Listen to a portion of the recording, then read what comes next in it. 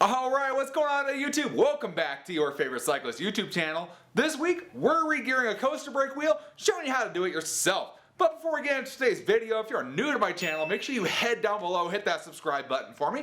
If you already are subscribed, make sure that little bell icon right next to that is checked off. That way you get notified every time I upload. That way you know when I say this awesome cycling content we got on this channel. So right into the video, we are regearing the good old Mongoose Beast. And obviously in one of our last videos, we regeared and changed out the crankset and changed that down to a 32 tooth from the 36. So with that, we're also going to be touching the rear wheel as well. We're also going to be regearing this. Now, for me personally, a good single speed gear ratio that I had on my Superfly was actually a 32 in the front and a 20 in the back. That felt pretty comfortable to me. However, this bike is a little bit heavier than that Superfly was, so we're just going a little bit step farther. So we have a 22 tooth gear right here to replace the 18 that came on this bike. And that should make it quite a bit better. That should make it be geared up quite a bit lower. Should make a big difference while we're out riding and just cruising around, having fun in the trails and the snow. So, let's get right into this. These are super easy to change out. Ridiculously easy. Easier than anything you've ever done. Easiest thing, right here. Why would you change this out normally? I guess you wore it out. You rode your bike too much. Essentially, you wore it out is going to be the biggest reason why you change one of these. You rode it too much, put a new chain on, and the chain no longer wants to sit in those teeth. Therefore, you have to kind of change it out generally. You can also do what I'm doing and regear your bike through that. One thing to know when you do regear this is you probably need to change your chain. In my case, we're actually sticking with the same count of teeth total.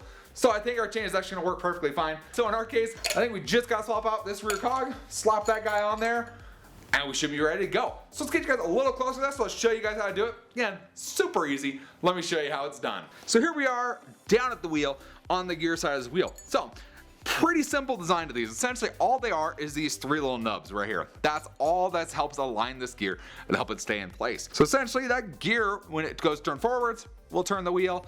And then when it turns backwards, it actually activates the brake inside of the hub. So very simple design.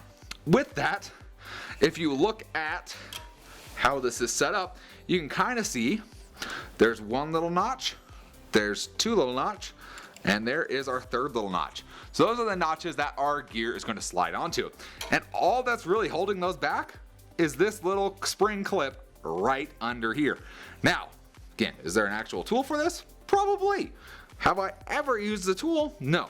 All you have to do is pry that little spring clip up. All I got here is a little tiny screwdriver. You could use a little bit bigger screwdriver. I find the tiny one fits good because it fits right in between that little groove.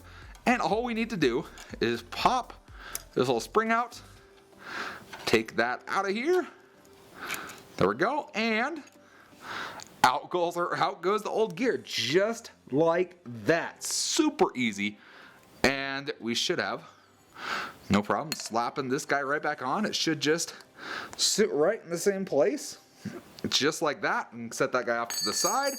And all we need to do is do the exact same thing in reverse. So we're going to kind of get this guy down in the groove there, and we just got to kind of pop it in all the way around. There we go. All right, see? Nice and easy. Once you get that clip in there, that should just stay perfectly like that.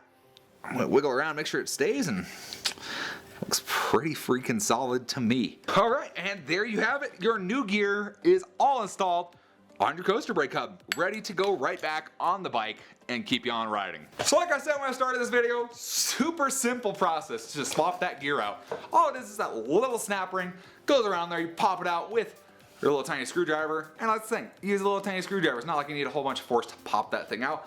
You pop it right out and you pop a new one in, pop that string back in, and you're essentially set to go. So like I said at the beginning, if you change the number of teeth on this rear gear, you're probably gonna need to change your chain length. So just a thing to be aware of. So you're gonna put that back on, put your chain back on, and you'll be set to go at that point, or extend it, whatever you need to do. So the only thing you really need to think about and worry about is how they attach to the hub of the bike.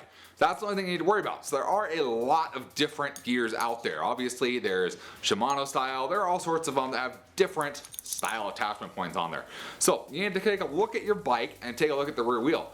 Like I said, on this one, you can tell it has the 3 notches because they're in there, and that's how the gear slides on. You can very easily see that. If you see that, one of these 3 notch gears is what you're looking for. If you see something else, you want to match whatever is on your bike for it to work. Otherwise, it's probably not going to work on your bike and you're going to be sunk and you're going to have to deal with returns or whatever you want to do with your gear. So that's the only thing you really have to worry about with this. Other than that, super simple process to get that set. And with that, I believe this is our last modification to our fat bike. I just gotta get the rear tire on. We had to do a couple repairs on that. But once we get that rear tire on, the fat bike is done and ready for riding. It is the middle of January now and we are ready to go rip that bike on some trails and some snow. So hopefully you guys enjoyed the video. If you did, give it a big thumbs up. Appreciate the support. Any comments or questions, let me know down in the comment section below. Love talking to you. Love answering any questions you guys have. And we'll see you in the next video. Thanks for watching today.